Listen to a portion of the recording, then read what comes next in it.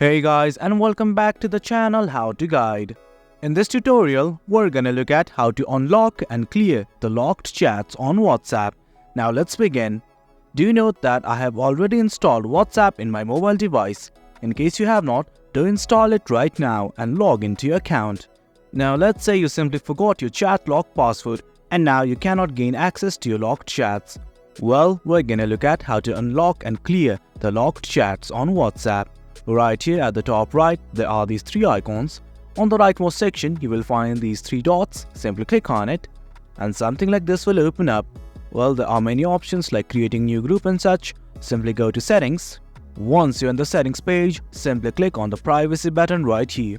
Now just scroll down till you find something like chat lock. The button's right here, just click on it. Now here's the option right here that says unlock and clear locked chats.